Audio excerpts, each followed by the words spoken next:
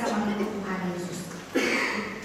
Pada suatu hari banyak orang berdiri mengikut Yesus dalam perjalanannya, dan sambil berpaling dia berkata kepada mereka, "Jikalau seorang datang kepadaku dan dia tidak membenci bapaknya atau ibunya, istrinya dan anak-anaknya, saudara-saudaranya laki-laki atau perempuan, bahkan nyawanya sendiri, dia tidak dapat menjadi muridku. Barang siapa tidak memikul salibnya dan mengikut aku, dia tidak dapat menjadi muridku. Sebab siapakah di antara kamu yang kalau mau mendirikan sebuah menara tidak duduk dahulu membuat anggaran biayanya, kalau cukup uang untuk menyelesaikan pekerjaan itu? Supaya jika dia sudah meletakkan dasarnya dan tidak dapat menyelesaikannya, jangan-jangan semua orang yang melihatnya mengejek dia. Sambil berkata orang itu mulai mendirikan tetapi dia tidak sanggup menyelesaikannya." Lukas 14 ayat 31. "Atau raja manakah engkau kalau mau pergi berperang melawan raja lain tidak duduk dahulu untuk mempertimbangkan apakah dengan 10.000 orang dia sanggup menghadapi lawan yang mendatanginya dengan 20.000 orang? Jika tidak, dia akan mengirim utusan selama masa itu masih jauh untuk menanyakan syarat-syarat perdamaian. Demikian pula tiap-tiap orang di antara kamu yang tidak melepaskan dirinya dari segala miliknya tidak dapat menjadi muridku. Garam memang baik, tapi jika garam juga menjadi tawar, dengan apakah dia diasinkan? Tidak ada lagi gunanya, baik untuk ladang maupun untuk pupuk, dan orang membuangnya saja. Siapa mempunyai telinga untuk mendengar, hendaklah ia mendengar." Demikianlah Injil Yesus Kristus. Kita berbahagia jika kita mendengarkan firman Allah dan memeliharanya. Haleluya.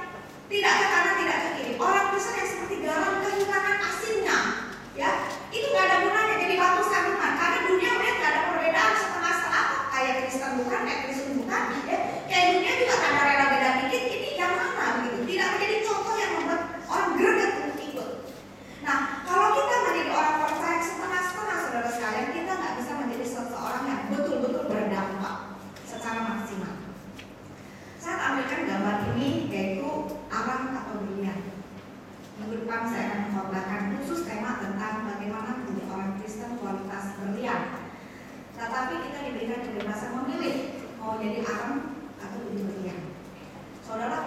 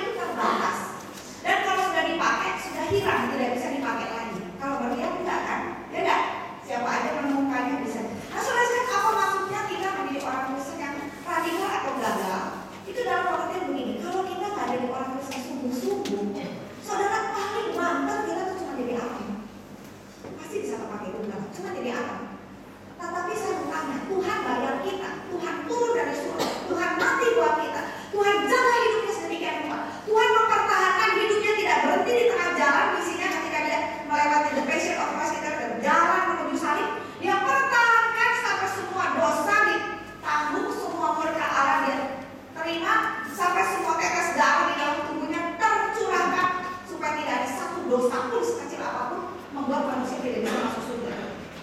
Itu Tuhan yang begitu mahal yang Tuhan sudah bayar. Saya mau tanya, apakah Tuhan mau dan legowo? Ya wes lah, kamu cuma bisa jadi orang Kristen aku ya wes tak terima ya wes. Begitu kasih Tuhan. Tuhan mau baik, tetap mengambil kita sahabat. Tapi jujur saudara semua di sini pikirannya pengusaha semua, orang dagang semua. Jadi ibu melahirkan anak juga ya nggak apa-apa lah, yang penting jadi orang begitu. Atau mau jadi anak yang baik, pengusaha ya yang penting jual sehari satu ya nggak apa-apa. Kalau sehari satunya bisa cukup untuk hidup 1 tahun nggak apa-apa. Tetapi saudara nggak mau cuma bekerja menaruh modal untuk yang biasa-biasa saja. Semua mau yang benar dan baik. Ya apa ya? Halo, ada kehidupan di sini? Itu sudah sekalian menjadi radikal atau gagal. Kalau kita mau melakukan hidup orang Kristen, melakukan pelayanan apa saja, membutuhkan satu sikap mengikut Tuhan Yesus secara sungguh-sungguh, tidak setengah-setengah. Yang disebut secara radikal. Klik berikutnya. Hari ini saudara sekalian, klik. Hari ini ada 2 situasi yang seringkali kita keliru menafsirkannya ya. Coba lihat, ini ada gambar dunia ya, lihat dunianya sakit, bola dunianya pakai plester sana sini.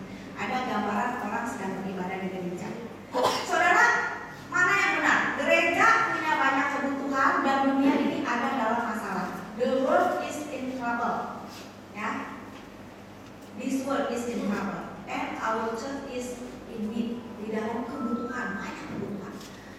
Atau dunia ini punya banyak kebutuhan dan gereja sedang dalam masalah. Menurut saudara mana yang benar? Gereja bermasalah atau gereja punya kebutuhan? Jawab dong. Yang benar itu gereja punya kebutuhan, dunia bermasalah, atau dunia punya kebutuhan dan gereja yang bermasalah. Yang benar yang mana? Gereja bermasalah, angkat tangan yang bilang gereja bermasalah. Jangan takut. Siapa yang bilang gereja punya banyak kebutuhan, dunia yang punya banyak masalah, banyak kejahatan, dunia terorisme, ISIS ya, global warming, apalagi masalah narkoba. Kemarin baru ketemu di Jakarta juga sampai orang gila ya bawa narkoba 2 truk gitu ya, kalau bawa 2 kantong nggak apa-apa. Kalau gitu kan berarti terang-terangan barang bikin orang mati baru dihukum mati. Itu pembawa narkoba masih berani 2 truk itu disuruh, masih ada kan polisi berani nyogok lagi ya. Luar biasa sekali. Dunia ini banyak masalah, gereja punya banyak kebutuhan, butuh tenaga kerja, bukan? Betul nggak? Cari majelis susah, cari pelayan Tuhan susah, cari anggota susah, cari guru sekolah minggu susah. Mau bangun aja mesti baik-baik sama jemaat, cari dana kesana kesini. Orang gereja punya banyak kebutuhan. Kalau yang benar gereja punya kebutuhan atau gereja masalah? Hah? Tuh sekarang mulai gereja punya kebutuhan ya. Sebetulnya, seharusnya yang mana yang benar? Gereja punya masalah. Karena sebetulnya gereja diutus Tuhan ke dunia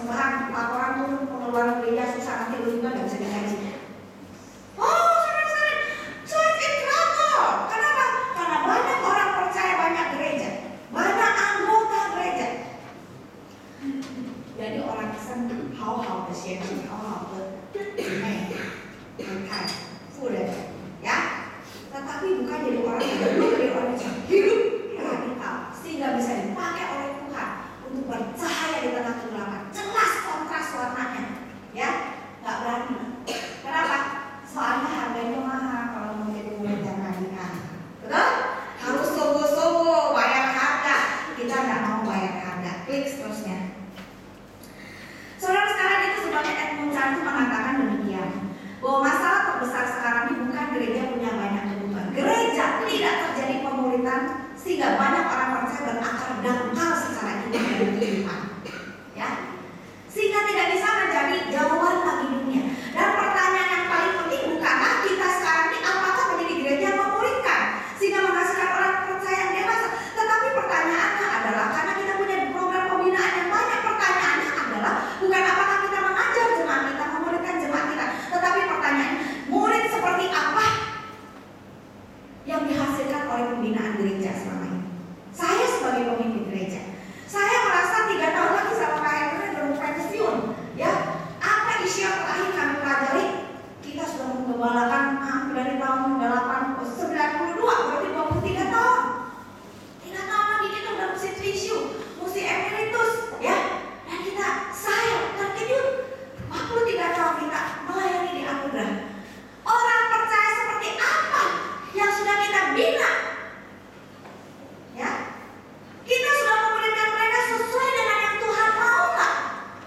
Atau kita hanya menyibukkan jemaat dan gereja dengan aneka program yang bagus, yang menyenangkan, yang memuaskan jemaat, yang mengenakan mata dan telinga, dan kerasa enak di hati, tapi tidak mendewasakan jemaat sehingga jemaat bisa menjadi seperti yang Tuhan inginkan di dunia ini. Saudara, ini satu pertanyaan yang serius. Karena kita menemukan sekali dan melihat hanya banyak daun, tapi tidak punya akar yang kuat dan buah yang lebat. Tuhan Yesus berkata, satu ranting jika tidak berbuah, Tuhan bilang harus dipotong. Ranting yang berbuah harus dibersihkan supaya makin banyak berbuah. Sekarang kita hidup di dalam dunia yang semakin sangat dengan kebutuhan. Kegelapan semakin merajalela. Kejahatan semakin berkuasa mengontrol dunia ini sehingga mendesak orang percaya sekali, bahkan gereja,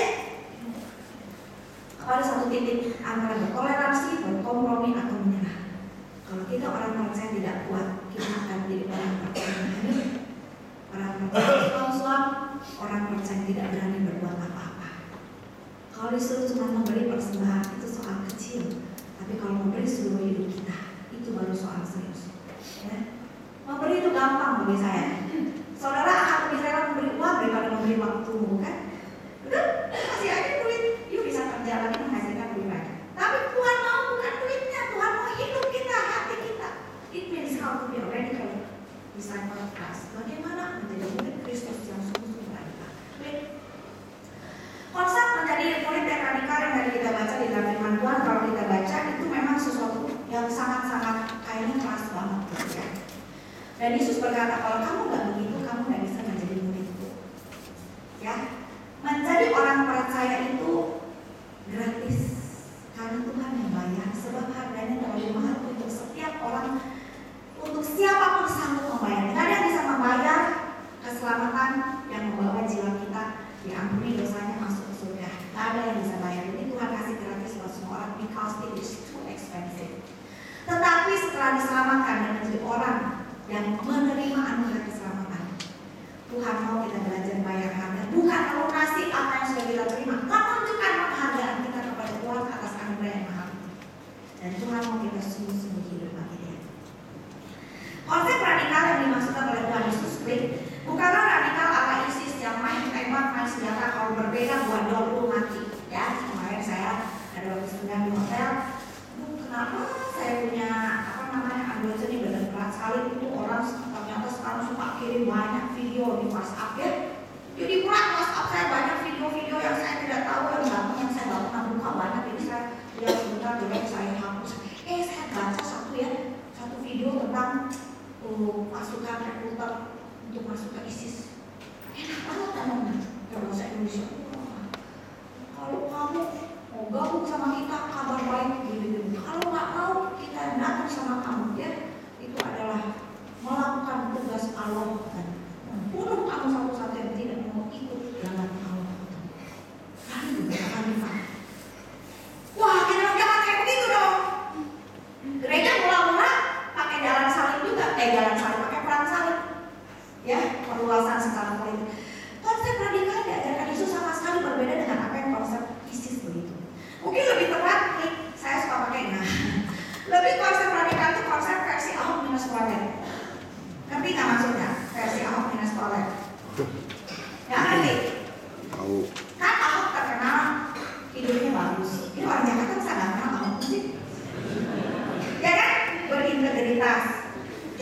hidupnya secara pribadi, secara keluarga, secara pelayanan, tugas, secara politik sebagai gubernur DKI Jakarta. Betul? Ada sepakat sebagai gubernur Jakarta dia bersih? Radikal? Cuma kalau ngomong, banyak koreknya sedikit. Betul? Jadi radikal yang saya maksud adalah seseorang yang begitu punya totalitas, konsistensi, otentik, tuntas kalau kerja. Termasuk cara dia berrelasi itu juga semuanya harus baik. Itu yang Tuhan mau. Jadi kan jadi orang Kristen asal Kristen, asal baik. Baik.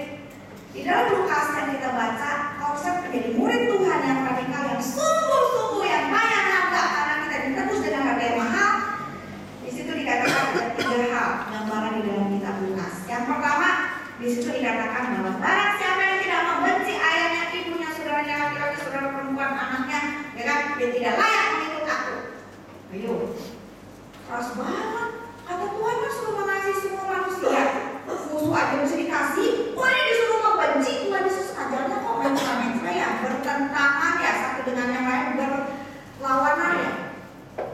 Kebetulan kami sekarang sedang menjalankan namanya komunitas pemerintahan leaders ya. Saya pegang 4 grup. Jadi ini bahan kita udah kurang habis. Saudara sekalian, ketika Tuhan Yesus berkata, siapa yang tidak membenci orang-orang yang punya relasi keluarga yang begitu dekat, bukan berarti membenci seperti orang ISIS membenci orang yang berbeda, orang mau berbeda dihajar, dibunuh aja gitu kan. Bukan. Dimaksudkan adalah satu prioritas relasi dalam mengasihi.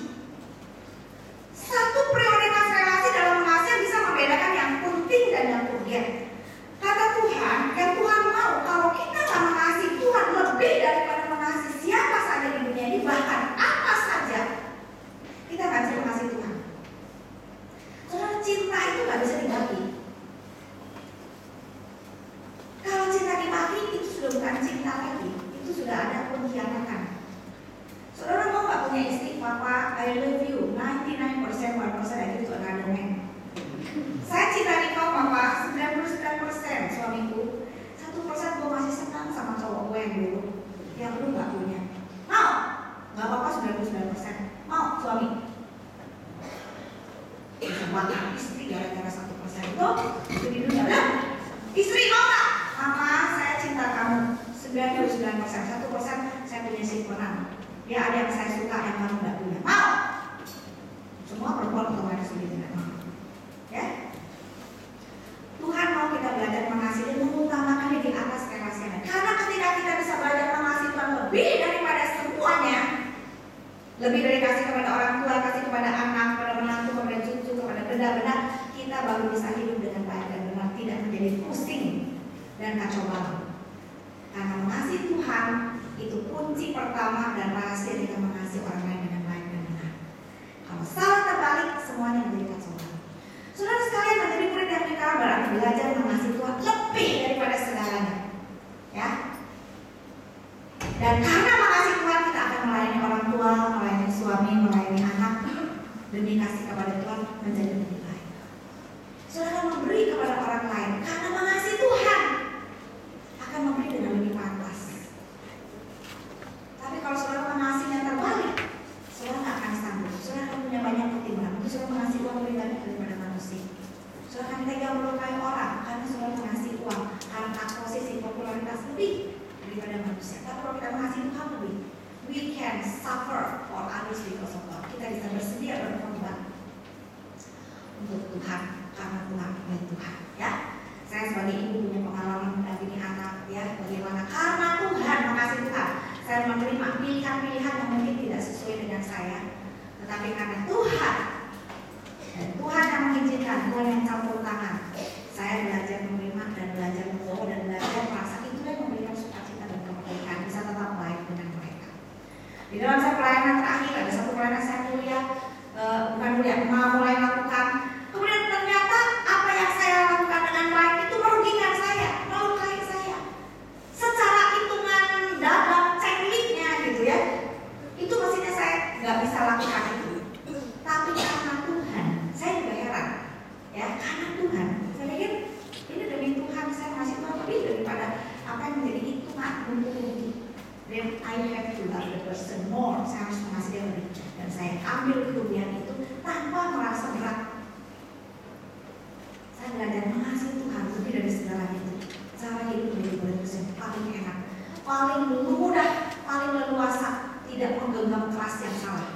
Tetapi digenggam Tuhan dan digenggam Tuhan, yang lainnya itu menjadi gampang, lebih mudah untuk jalan. Yang kedua, Yesus berkata, barang siapa yang mau mengikut aku, dia harus memikul salibnya.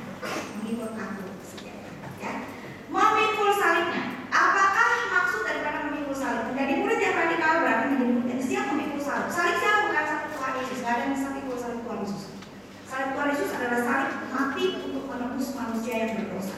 Tapi salib orang percaya sekarang adalah salib untuk mati terhadap diri sendiri, agenda pribadi, keinginan pribadi, impian pribadi, ambisi pribadi.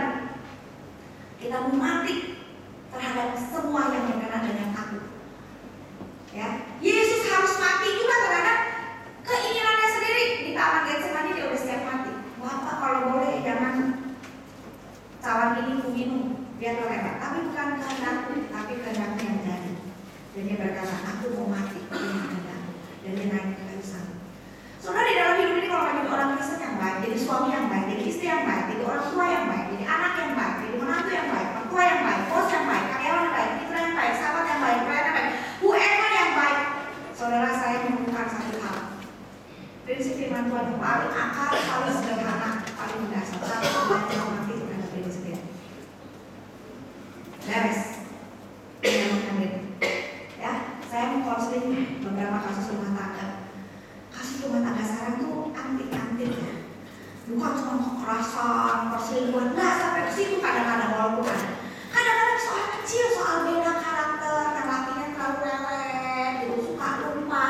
Yang perempuan wah sergap cepat, lama-lama bosan kawin sama suami yang ternyata lelet, pelan, lupa lagi dalam and that's enough, dia bilang. Dan dia bikin perjanjian sampai menantang ke notaris.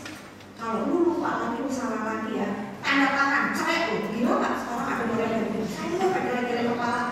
Ada model kayak gitu. Nah suaminya itu sama saya tuh cerita. Aduh katanya ibu pendeta, bagaimana istriku ini katanya. Anak sudah 3. Saya masih sayang dan cinta dan jelas saya tidak mau cerai. Istri saya ngancam saya bagaimana? Bagaimana? Saya bilang cuma satu. Karena istrinya itu bilang begitu, rupanya ada daya tarik daripada pria lain. Kalau enggak dia nggak akan bilang begitu juga kan? Dia bilang saya ini bagaimana? Saya cuma satu. Kalau kamu mau mengenangkan kembali dan mempertahankan rumah tanggamu cuma satu saja. Kamu harus mati terhadap diri kamu sendiri.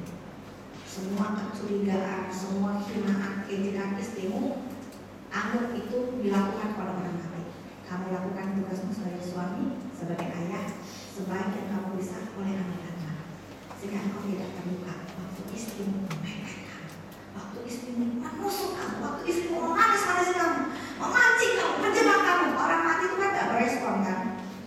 Kamu takut kacau, dikasih kacau depan hidupmu. Kalau kamu mati itu kamu tidak akan bereaksi. Kalau kamu setengah mati bisa teriak-teriak, betul tak? Kalau orang mati kan diam aja, mau dimasukin di sini juga diam aja. Mau mati kok? Itu belajar mati, memikul salib itu belajar mati. Is one way to become a real Christian. Amin. Amin. Ya, urusan mana aja? Urusan pelayanan kayak ada kamu setengah mati. Kenapa cek? Karena ada ego, ada emosi, ada ambisi, ada agenda pribadi yang nggak rela dilangkain orang, dipotong orang. Jadi kita rasanya itu tanduknya keluar, aduk-aduk. Belajar menyangkal, belajar mati. Cari ya Tuhan, apa yang kau mau, apa yang kau izinkan saya hadapin, tolong saya. Saya menemukan setiap kali kita mati terhadap diri kita menjadi orang yang lebih baik dan menghadapi lebih baik, melayani lebih baik. Amin. Ya. Saya punya anak itu Tuhan kasih luar biasa, dua-duanya seniman. Senimannya benar-benar seniman antik lah ya. Yang satu bidang musik, yang satu bidang animasi, ya kan?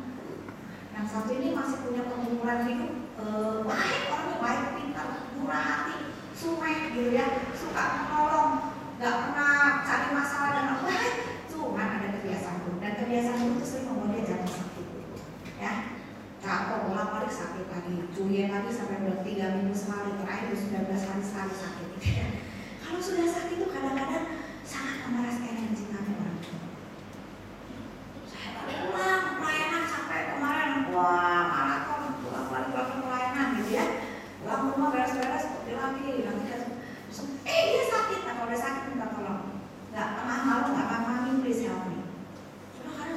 bengkel, ini bukan anak kecil mesti dirawat. Kamu sakit karena kamu punya kebiasaan, jadi kamu sakit. Kalau kamu udah punya kebiasaan, kamu gak akan sakit. Lalu sakit lagi. Jadi sakitnya bukan bawaan, karena dia punya kebiasaan dulu yang bikin dia sakit gitu. Ngerti ya? Sakit yang dicari sendiri dan dia tahu. Jadi pada waktu itu saya menemukan hanya ketika saya mati terhadap diri saya, hak saya untuk beristirahat, hak saya untuk meminta dia melakukan itu. Saya kasih mati dari saya sekarang kepada Tuhan. Saya bisa melayani dengan baik. Meskipun capek, meskipun jengkel, I can give my best. Dan itu menjadi sesuatu yang baik. Amin. Baik untuk saya, baik untuk dia. Ya kan? Sebab kalau enggak, dia akan punya alasan. Orang lain dilayani, anak sendiri sakit, tidak dilayani. Waduh, itu langsung kayak pedang bermata dua. Saya tapi supaya nggak keluar kata-kata begitu, saya harus bayar harga. Dan kecuali mati, nggak ada cara. Seorang istri yang menghadapi suami yang terus berkhianat. Di dalam pemuritan, saya bagikan pengalaman saya. Ini saya begini lalu kemudian punya perkumpulan sama suaminya, gitu ya. Pernah terbuka waktu dia dengar cerita saya tuh orangnya tuh di kami belajar menjadi murid otentik, komunitas otentik murid Kristus ya, belajar hidup otentik, belajar hidup berjalan dengan Tuhan, proses Tuhan seperti apa, gladly share our life gitu kan. Lalu ibu ini berkata, saya belajar untuk mati terhadap diri sendiri. Dulu kalau suaminya nggak setia, mengganggu, suaminya yang salah, dia yang terluka. Ingat ya suami-suami, kamu yang salah, istrimu yang menderita, anaknya yang menderita. Jadi suaminya yang salah nggak tahu malu, dia yang malu ketemu orang. Padahal dia ini setia, baik-baik, jadi istri yang bertanggung jawab, ya aktif di gereja. Karena orang baik-baik, suaminya nggak baik, dia yang merasa malu, dia merasa wah bisa sama orang. Jadi dia tuh, aduh sampai mukanya tuh, aduh sangat muka stressful sekali.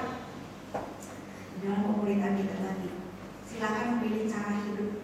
Kalau mau jadi orang Kristen yang merdeka, yang berbuah, pilihlah hidup yang sungguh-sungguh, jangan setengah-setengah. Dan puji Tuhan, belakangan dia memutuskan untuk belajar melepaskan semua. Dia bilang, karena luar biasa, dia bilang. Wah, luar biasa, kenapa? Suami saya tetap belum berubah, tapi saya tidak lagi terbelenggu. Saya tetap bisa baik sama dia. Saya tidak lagi jadi detektif yang mencurigai dia. Saya tidak lagi terluka. Saya tidak lagi dihantui dengan jangan-jangan dia begitu. Enggak. Itu urusan dia sama Tuhan. Saya adalah menjadi istri yang baik, menjadi ibu yang baik, menjadi orang Kristen yang baik. Supaya saya bisa merdeka. Amin. Karena firman Allah, kecuali kamu mati, kamu tidak bisa hidup. Tapi harus mati di dalam Tuhan. Jika mati di dalam Tuhan, maka hidup Yesus akan hidup, dia menjadi manusia yang baru. Paulus berkata, aku sudah disalibkan dengan Kristus, namun aku hidup, tapi bukan lagi aku yang hidup, melainkan Kristus yang hidup di dalam aku.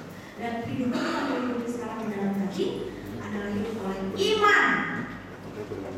iman, kepada anak Allah yang sudah mengasihi aku dan mati untuk aku. Amin. Saudara mau hidup yang gimana mati?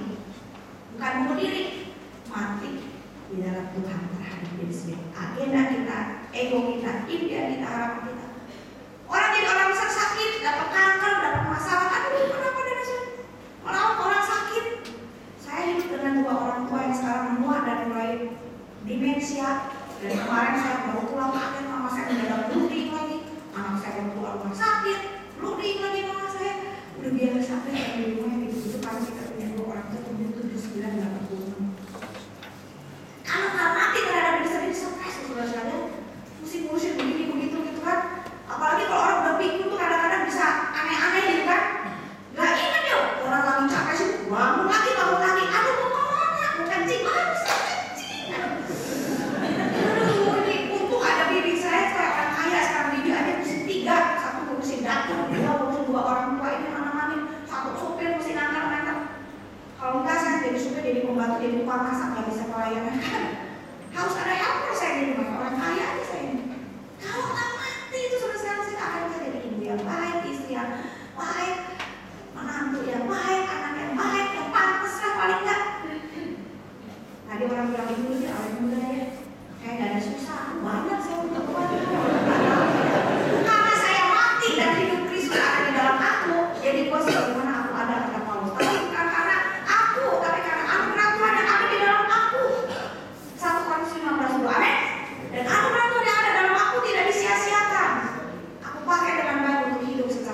sejauh yang aku bisa, sejauh yang Tuhan bisa lakukan di dalam hidupku. Amin.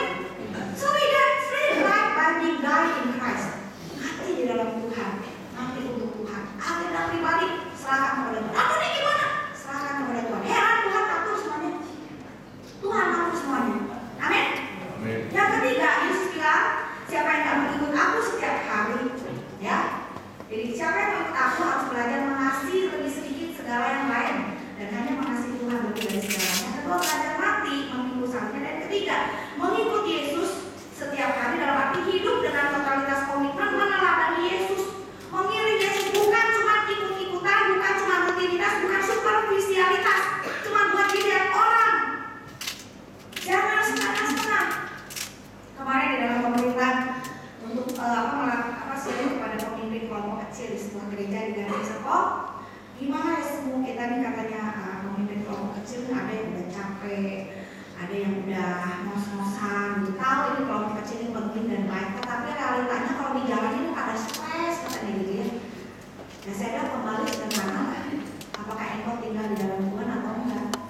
Kalau nggak tinggal di dalam Tuhan, ya kamu nggak bisa bagi hidup yang kamu sendiri dan punya, betul nggak? Aku bagi aku, kamu juga ya ada, harus tinggal di dalam Tuhan. Dan yang kedua saya bilang belajar berjalan dengan Tuhan setiap hari. Setiap hari meneladani Kristus. Karena kita mati, lalu kita hidup ikutin Tuhan aja.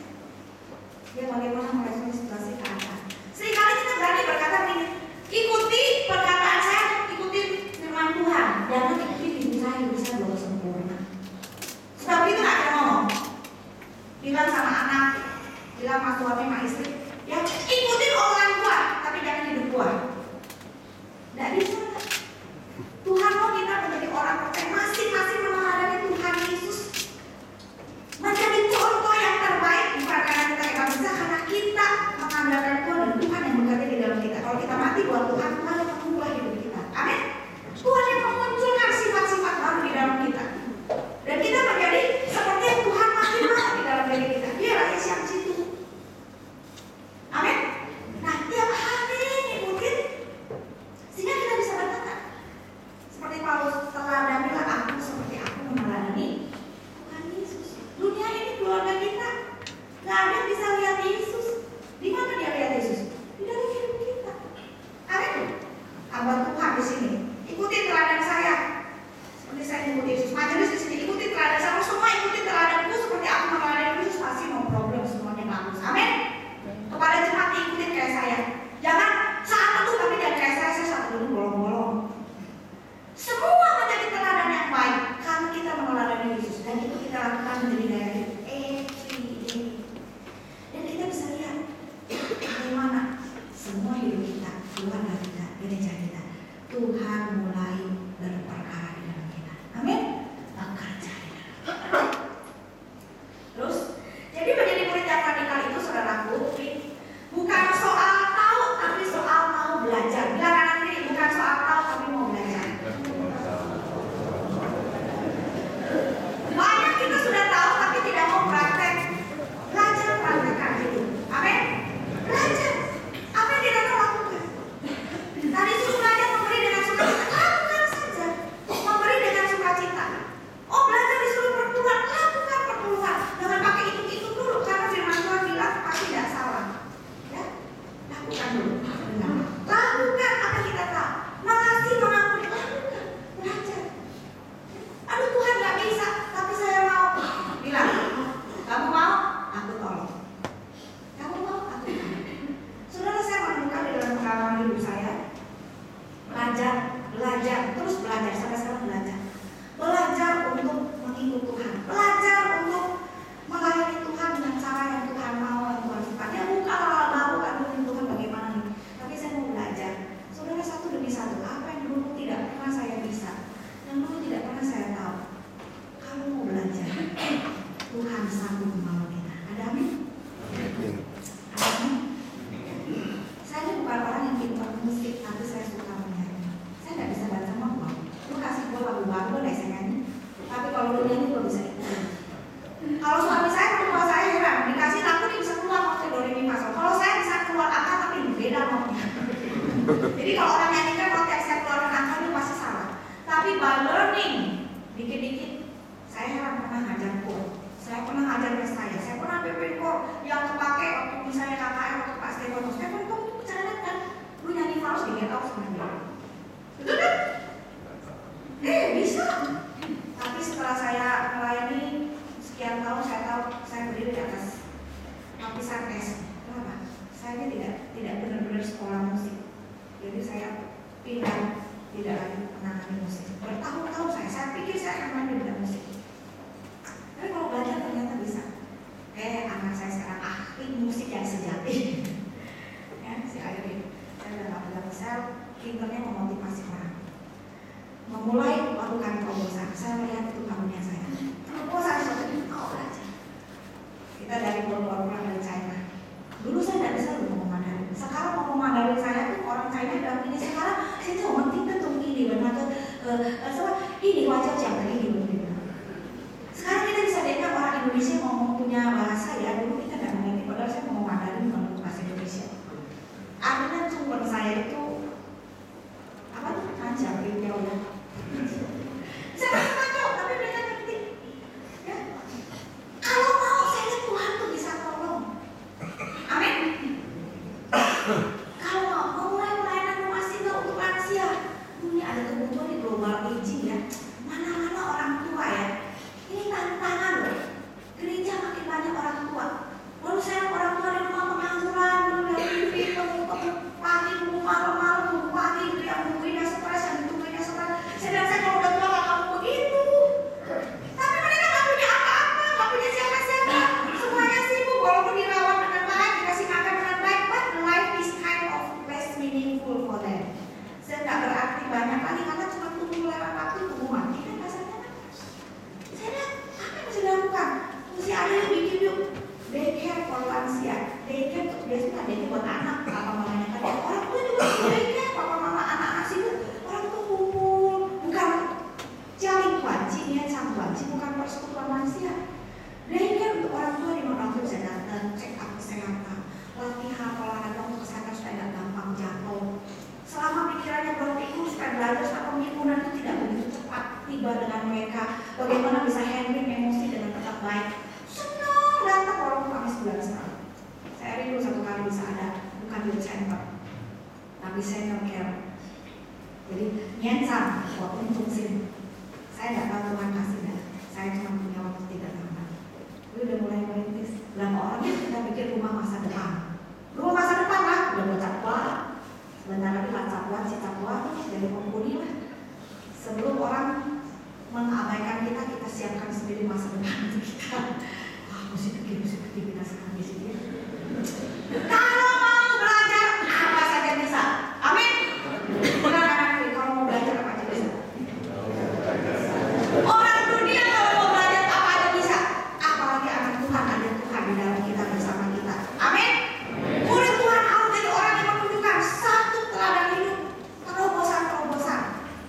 Karena itu Tuhan, mengasihi Tuhan istimewa, mati buat diri sendiri, meneladani Tuhan, terus pasti mau belajar. Kedua, bukan soal nekat tapi taat. Menjadi murid yang radikal itu bukan soal hidup nekat, tetapi hidup taat. Siti Stat itu salah seorang hamba Tuhan, darinya dia adalah seorang yang pemain olahraga kriket nasional, tetapi sampai satu titik sampai dia mendapatkan medali emas, lalu dia menyerahkan semuanya untuk Tuhan dan dia bilang saya sudah mencapai prestasi tertinggi selagi saya berusia masih muda, saya sudah berikan untuk negara, untuk bangsa. Sekarang saya sisa hidup saya masih segala saya berikan kepada Tuhan. Dan dia berkata kalau Yesus adalah Allah dan sudah mati untuk saya, tidak ada pengorbanan yang terlalu mahal untuk saya berikan kepada Tuhan. Tidak, saya rela menjadi orang buka kantin di pinggir pintu neraka panas kan, kepanasan ya, untuk menyelamatkan orang-orang terakhir yang masih menggeleset mau masuk neraka sampai akhir hidupnya. Itu ceritanya dia. Dia berikan seluruh hidupnya. Kemarin saya pulang dari Beijing, yang melayani mendampingi kami adalah sepasang suami istri, pendeta Chow dan istrinya Ibu Wang Ome. Dua-duanya usianya baru 50 tahun. Istrinya 48, suaminya 51, istrinya kalau nggak salah 48 tahun. Masih muda, saya 54. Dan mereka adalah waktu kasih kartu nama dia cerita, saudara kan dia ada spesialis jantung kepala rumah sakit di Cungku. 25 tahun mengabdi, jadi dari muda jadi dokter pada usia 45 tahun. Puncaknya Dia berkata, sudah cukup. Sekarang saya mau hidup. Sekarang saya mau hidup melayani Tuhan. Jadi hamba Tuhan sepenuh waktu. Orang bilang, Foma, gila. Udah jadi posisi begitu tinggi di rumah sakit, jadi kepala rumah sakit. Kenapa nggak di situ aja jadi orang besar melayani Tuhan? Dia bilang, kebutuhan terlalu besar. Kalau saya cuma melayani dan bukan sepenuh waktu, saya masih berprofesi jadi dokter sebagai tugas utama saya. Waktunya nggak cukup untuk memenangkan jiwa-jiwa. Jadi dia mulai pelayanan, istrinya nyusul, istrinya dokter bagian emergency. Dia suami istri, mereka, Tuhan mereka, yang jelas akan panggilan mereka katakan. Saudara nggak disuruh semua jadi hamba Tuhan, tapi jadi orang yang hidup dengan sungguh-sungguh. Amin. Jangan separuh-separuh. Kalau mau jadi pengusaha, jadilah pengusaha yang benar-benar baik dan berhasil untuk Tuhan, oleh Tuhan, karena Tuhan. Jadi orang berprofesi, jadilah orang berprofesi yang sungguh-sungguh untuk Tuhan, oleh Tuhan, karena Tuhan. Amin. Jangan separuh-separuh, kanan enggak, kiri enggak. Jadi orang juga pusing kalau ke kanan atau ke kiri, gitu ya. Yang jelas untuk Tuhan. Waktu Tuhan berkata membuat perhitungan itu bukanlah kalau misalnya ternyata hitungannya nggak cukup terus nggak jadi bangun, tetapi itulah di mana kamu bisa membangun yang bisa diselesaikan. Itu maksudnya. Amin. Kalau misalnya ada perang, kamu melakukan perang bukan berarti menyelesaikan peperangan. Rendah hatilah untuk memulai satu perjanjian sehingga tidak terjadi kehancuran. Itulah jalan seorang murid, perlu kerendahan hati untuk belajar, perlu kebijaksanaan untuk menuntaskan apa yang Tuhan mau dengan sebaik-baiknya. Ketiga terakhir, radikal itu berarti adalah perubahan hidup yang menularkan pembaharuan hidup. Hanya orang percaya mempunyai hubungan dengan Tuhan yang sungguh-sungguh akan memiliki dampak kepada sekitarnya. Inilah salib yang harus kita bawa setiap hari. Waktu kita mati untuk diri kita sendiri dan mengasihi Tuhan lebih daripada segalanya, meneladani Tuhan dalam segala hal. Setiap hari, sehari-hari kita akan mulai sanggup menularkan satu dampak kepada orang di sekitar kita, yang bukan karena kita hebat, tapi karena Tuhan bekerja di dalam kita. Hidup kita meninggikan Kristus. Yesus bilang ketika kita meninggikan Kristus, Dia sendiri yang akan menarik semua orang kepada amin, kepada Kristus. Sudah sekarang kalau kita ikut Tuhan dengan sungguh-sungguh, perubahan hidup akan menularkan pembaharuan hidup. Ada satu klip akan saya kasih lihat kepada saudara sekalian. Tolong diklik semua orang keluar. Keluar nggak klipnya? Ya, suaranya dikeluarkan bisa. Kalau nggak saya terjemahkan langsung. Yang ngerti bahasa Inggris. Jadi ini cerita tentang seseorang yang sebetulnya dari Timur Tengah yang masuk ke Amerika dan melihat budaya Amerika itu budaya yang harus diubahkan dan dihancurkan. Jadi dia dari kecil itu dididik dalam sebuah keluarga di Timur Tengah yang dibesarkan oleh ibunya yang mengatakan bagaimana hidup secara radikal menurut kepercayaannya. Di mana kalau mau bersedia mati itu adalah satu panggilan hidup yang mulia bagi Tuhan dan membuat dia masuk surga langsung punya persoalan istimewa. Jadi dia besar dengan situasi yang sangat radikal. Umur 8 sudah diutus sekolah. Jadi sudah bayangin orang di sana itu bagaimana negara radikal. Umur 8 sudah masuk sekolah. Belajar untuk berperang, belajar untuk berjihad, belajar untuk membunuh orang yang berbeda dengan mereka. Ya? Dan itu yang diajarkan kepada dia sejak kecil sampai dia besar. Supaya bisa masuk dan mengubah budaya orang lain mengikuti budaya mereka. Waktu dia besar, dia pergi ke Amerika sekolah kuliah dengan membawa visi dan misi merekrut orang dan mengubah budaya di sana. Kalau orang mau diubah, maka berarti harus dimusnahkan, gitu ya. So the liberty that you have in the United States of America, it's anti-Islam. You know, so America must be changed. So I moved. Jadi dia pergi ke Amerika untuk mengubah. Tetapi pada waktu dia pergi ke Amerika, saudara sekalian, dan sehari-hari dia sambil kuliah, sambil cari orang siapa yang bisa dia pengaruhi untuk ikut dan menerima ajaran.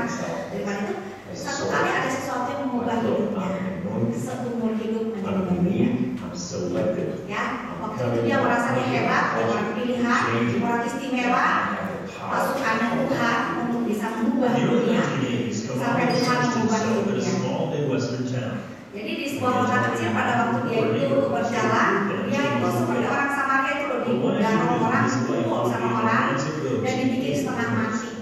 I was going from one place to another to do a recruitment, and that day I had a car wreck.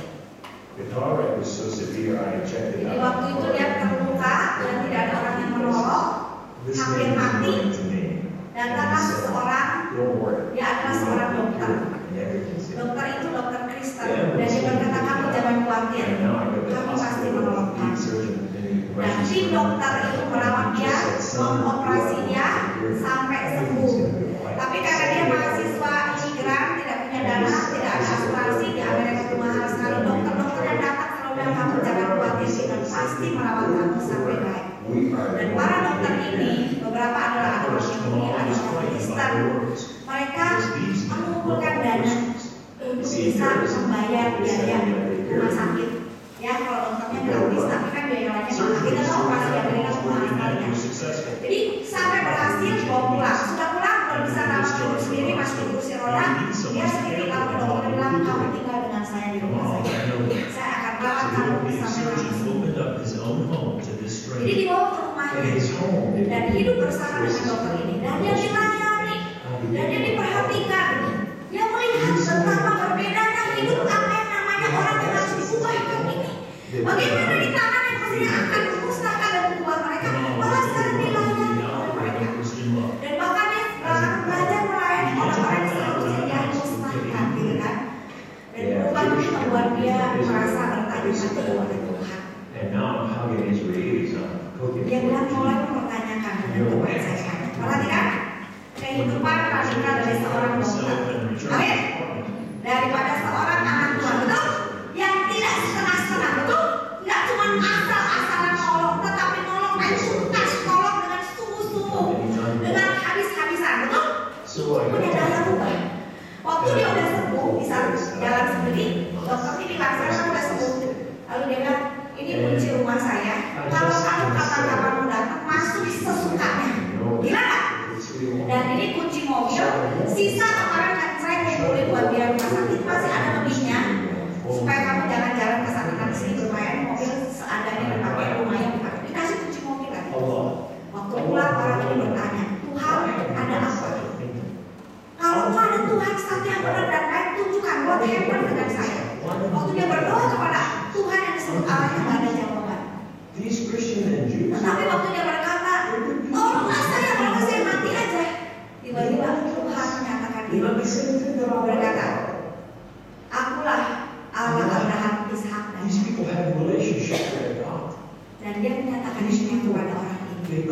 Saudara sekalian, Kamal akhirnya menjadi orang yang menyerahkan diri kepada Tuhan, menjadi prajurit, bukan prajurit jihad, tapi sekarang menjadi prajurit Allah, Yesus Kristus. Sekarang di Amerika dia mencoba dengan segala daya untuk membawa orang lain kepada Tuhan Yesus, kembali ke jalan. Amin. Seperti saya katakan tadi, kecuali kita mengalami perubahan hidup dan hidup dengan sungguh-sungguh, kita nggak bisa mengeluarkan pembaharuan hidup. Amin. Jadi Kamal sekarang sudah dibawa oleh Tuhan. Saya udah ceritakan habis, kalau bisa lihat filmnya sampai habis karena semua pakai bahasa Inggris.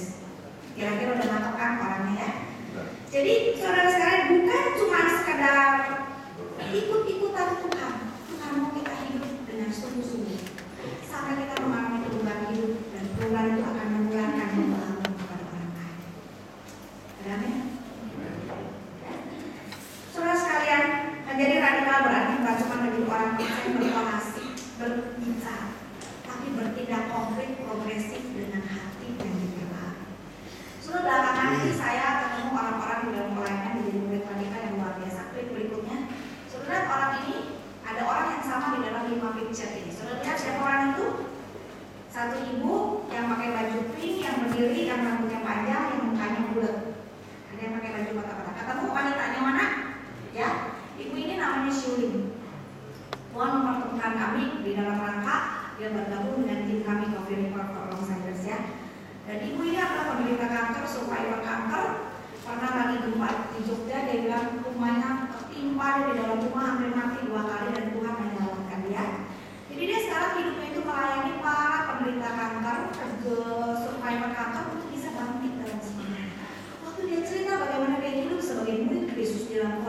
sebagai orang yang juga berjuang mengatasi kanker, saya merasa berhak. Ya. Ada orang yang datang, yang ini namanya Ida itu, dia ditinggalkan suami, terus kena kanker, sedemikian rupa, kena kemoterapi sampai dia kehilangan ingatan, nggak ada semangat hidup.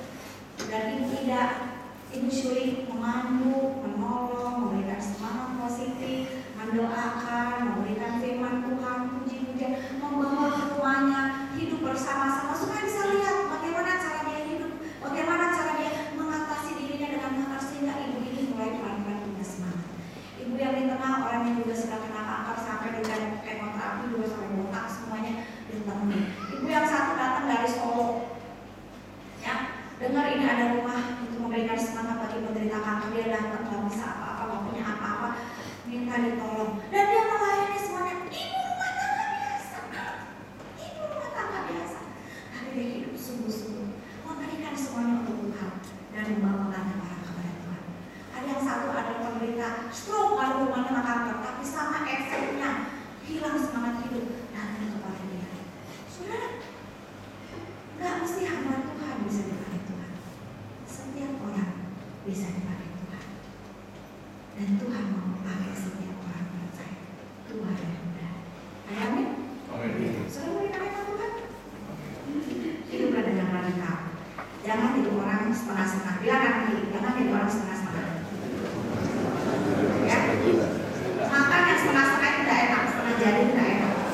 Ya kan? Makan setengah matang enak, tapi kalau jadi orang setengah matang itu orang bagus.